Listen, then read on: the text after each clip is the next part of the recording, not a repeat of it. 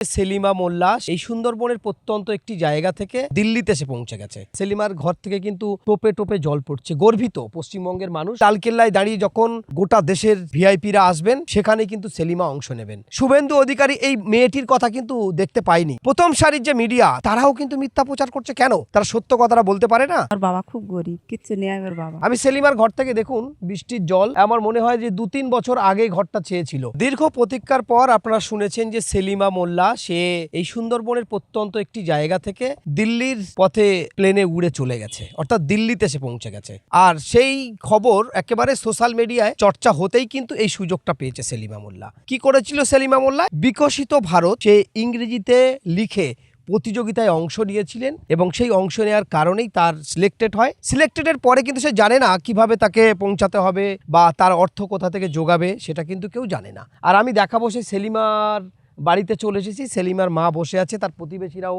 সবাই কম বেশি এখানে আছে। আজ গর্বের বিষয় এটাই যে পশ্চিমবঙ্গের সুন্দরবনের প্রত্যন্ত একটি জায়গায় ফুল মালঞ্চ গ্রাম ঋতু ভবন হাই স্কুলে সেলিমা পড়াশোনা করে।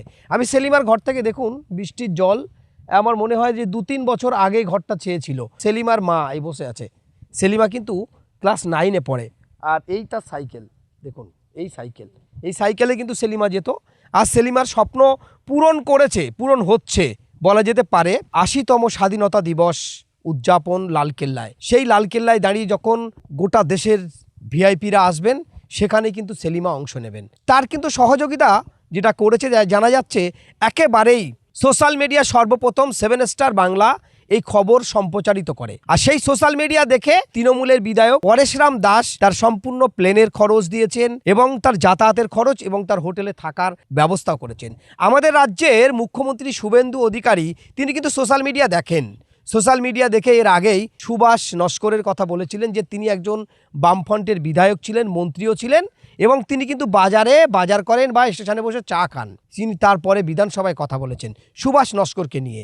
কিন্তু এই সোশ্যাল মিডিয়ায় শুভেন্দু অধিকারী এই মেয়েটির কথা কিন্তু দেখতে পায়নি, হয়তো শুনতে পায়নি, কারণ এটা সেলিমা মোল্লা বলে হয়তো সেই ভাগ তো চলছে, একাধিক কথা তিনি বলছেন। ঠিক তদ্রূপভাবে আমরা এর আগে কয়েকদিন আগে সোশ্যাল মিডিয়া নিয়ে তিনি কিন্তু একেবারে জোর নজর রাখেন, কিন্তু সেলিমা মোল্লা বলে হয়তো তিনি নজরে রাখতে পারেননি। তবে সবাই যেটা দাবি করছে, বারবার একটা জিনিস দাবি করছে এখানে মেইনস্ট্রিম মিডিয়া এবং প্রথম সারির যে মিডিয়া, তারা কিন্তু বারবার একটা কথা বলছে, আমাদের খবরের জেরে তারাও কিন্তু মিথ্যা প্রচার করছে। কেন? তারা সত্য কথাটা বলতে পারে না যে একটা সোশ্যাল মিডিয়ার খবরের জেরে এইটা ঘটেছে, সেটাও বলছে না। সেলিমা কিন্তু দিল্লি পৌঁছে গেছে। আমি সেই সেলিমার মা একেবারে দেখুন, দেখাবো, একেবারে চোখে ছলছল করছে। কতটা খুশি হয়েছেন আপনি এই যে আপনার মেয়ে দিল্লিতে পৌঁছেছে পরেশরামের সহযোগিতায়? কতটা খুশি? আমি এবং আমার পরিবারের সবাই খুশি হয়েছে এবং আমার গ্রামেরও লোক, প্রতিবেশী সবাই খুব খুশি হয়েছে। হ্যাঁ, সবাই খুশি হয়েছে যে আমাদের গ্রামের, আমাদের অঞ্চলের কি আমাদের ব্লকের এমএলএ প্রধান যারা আছে, তাদের কাছ থেকে না কোনো ব্যবস্থার সুযোগ সুবিধা আমরা না পেয়ে, যে বাইরের যে এমএলএ ক্যানিং পশ্চিমের যে বিধায়ক, তিনি পরেশরাম দাস, তিনি আমাদের সহযোগিতার হাত বাড়িয়ে দিয়েছে। তার কারণে সাহায্যের জন্য আমার মেয়ে দিল্লি যেতে পেরেছে। এই জন্য আমরা সবাই খুব গর্বিত এবং সবাই খুশি হয়েছি এবং ওনাকেও আমরা ধন্যবাদ জানাচ্ছি। দেখুন সেলিমার মায়ের গল্প আমরা শুনলাম। সেলিমার ঘর থেকে কিন্তু টোপে টোপে জল পড়ছে। গর্বিত পশ্চিমবঙ্গের মানুষ, গর্বিত সুন্দরবনবাসী।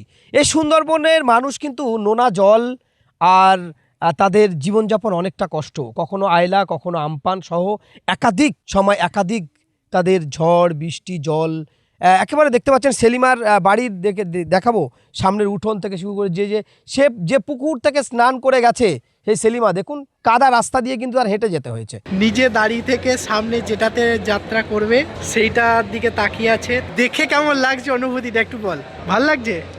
কতটা খুশি? এক সময় তো কান্নায় ভেঙে পড়েছিলেন, মেয়ে দিল্লিতে যেতে পারবে না। ভালো লাগছে। উদ্যোগটা কে নিয়েছিল? উদ্যোগটা আমাদের এখানকার পশ্চিমের পড়াশোনা দেওয়া উনি নিয়েছে। সম্পূর্ণ যাওয়া আসা খরচ, আসা যাওয়া সম্পূর্ণ উনি নিয়েছে। আজকে ভালো লাগছে। 15ই আগস্ট পালন করতে সে ডাক পেয়েছে। কতটা খুশি তোমরা? খুব খুশি হয়েছি। কেমন মেয়ে সেলিমা? খুব ভালো মেয়ে। পড়াশোনার পড়াশোনার দিক থেকেও ভালো। কতটা খুশি তোমরা? আমরা প্রচুর খুশি। ওর বাবা কেমন? ওর গরিব খুব, ওর বাবা খুব অসহায় গরিব। এই খবরটা আমরা যখন চোখে পড়ে সোশ্যাল মিডিয়ার মাধ্যমে আমি তৎক্ষণাৎ তার পরিবারের সঙ্গে যোগাযোগ করি এবং যোগাযোগ করে আমি জানতে পারলাম যে সে একটা ওটিপি পেয়েছিল মাত্র 2 মিনিটের জন্য, যেটা সাবমিট করলে তারা গেট পাস পাবে। প্রধানমন্ত্রী যেখানে হাই সিকিউরিটি এবং ভিভিআইপিদের যেখানে উপস্থিতি হবে, যেখানে দেশ বিদেশ থেকে মানুষ 15 আগস্টের লালকেল্লায় আসে, সেখানে যাওয়ার জন্য যে পাস, সেই পাসটাই তাদের কাছে ছিল না। তখন আমি তাদের সঙ্গে পরিবারের সঙ্গে কথা বলি এবং মেয়েটার সঙ্গে কথা বলি, 7 স্টার বাংলাকে জানাই এবং 7 স্টার বাংলা বিভিন্ন জায়গায় প্রশাসনিক স্তরে দৌড়ঝাঁপ করে শেষ পর্যন্ত দিল্লিতে যাওয়ার যে পাস সেটা জোগাড় করে। বাপ যতক্ষণ খাটে ততক্ষণ খায়, বাপের কোনো এক কাটা জায়গা নিয়ে কিছু নেই, যে টাকা বসে আর সেই টাকা বাপ চিন্তা করে মেয়ের জিনে কান্নাকানি করে, কি করে কি করবো। সেলিমার প্রতিবেশীরা খুশিতে চোখের জল এসে গেছে মনে হয়। কেমন লাগছে আজকে? আজকের খুব ভালো লাগছে, কেন গেছে একটা দেশে গ্রামের মেয়ে, সবাই খুশি, খুব খুশি। সে 15ই আগস্টে একদম ভিআইপিদের সঙ্গে সে থাকবে, কি বলবে? কতটা খুব ভালো মেয়ে, ওর ভালো খুশি হয়েছে। হ্যাঁ, ওর বাবা খুব গরিব, কিচ্ছু নেই ওর বাবা। ওই যে টাকা বসে আছে ওই টাকা ঘর। কি করে ওর বাবা? ওর বাবা এমনি মাঠে চাষবাস করে খায়, এমনি খেটে খুঁটে খায়। এই যে একসময় সেলিমা যেতে পারবে না বলে একবার কান্নাকাটিতে ভেঙে পড়েছিল, টেনশনে ছিল। যে বাচ্চাটা হ্যাঁ। উপরে উঠেছে, আবার উপরে উঠতে গিয়েও লেবে গেল পয়সার বিনিময়। বাবা তো ওই আর্থিক অবস্থা, বাবার তো খাওয়া দিন মজুরি, দিন আনা দিন খাওয়া, একবেলা হয় তার একবেলা হয় না খাওয়া। ওই আমার রেশনের চালগুলো যেটুকুনি পাই আমার ভাইদের আমি দিই, ওটা আমার ছোটো ভাই, বড় ভাই বাড়ি আছে ইসলাম মোল্লা। হ্যাঁ, তা আমি তার সাহায্য করি, সবাই পাশ থেকে যা আমার মায়েরও চালগুলো ওঠে দেয়, সব সাহায্য এতে। এই যে হতদরিদ্র পরিবার থেকে দিল্লির লাল কেল্লায় 15ই আগস্ট যোগদান করবে সেলিমা, কেমন লাগছে? উফ, আমার খুব খুশি লাগছে, আমি খুব আনন্দই আছি। আমার মতন আনন্দ কেউ নেই, আমার আনন্দর কান্না আসছে। ও যাচ্ছে, আমি খুব খুশি, যেন ও আরও পরবর্তীকালে যেন ও আরও উপরে উঠতে পারে। এই যারা শেষ পর্যন্ত শেষ মুহূর্তে একদম সহযোগিতার হাত বাড়িয়ে দিয়েছে, তাদেরকে কি বলবেন? ধন্যবাদ তাদেরকে, আমি আরও খুশি। আপনার স্কুলের এক ছাত্রী দিল্লির লাল কেল্লায় 15ই আগস্টে সাবমিট করবে, ওখানে কেমন অনুভূতি? এটা তো শুধু আমাদের স্কুল বলে না, আমরা জানি ক্যানিং তথা সুন্দরবন একটা পিছিয়ে পড়া জায়গা হিসেবে আমরা সবাই জানি। এবং সেই জায়গা থেকে যে আমাদের ঘরের মেয়ে বলা চলে, এটা স্কুলের মেয়ে আজকে না, আজকে হচ্ছে আমাদের ঘরের মেয়ে যে আজকে এত দূর যাচ্ছে এবং যাওয়ার আগে যে বিপদের মুখে তারা সম্মুখীন হয়েছিল, সেটা আশা করি নতুন করে আর আমি কিছু বলছি না, কারণ অবশ্যই সেলিমা তার বাবা বা 7 স্টার বাংলা এটাকে নিয়ে বেশি করে বলেছে।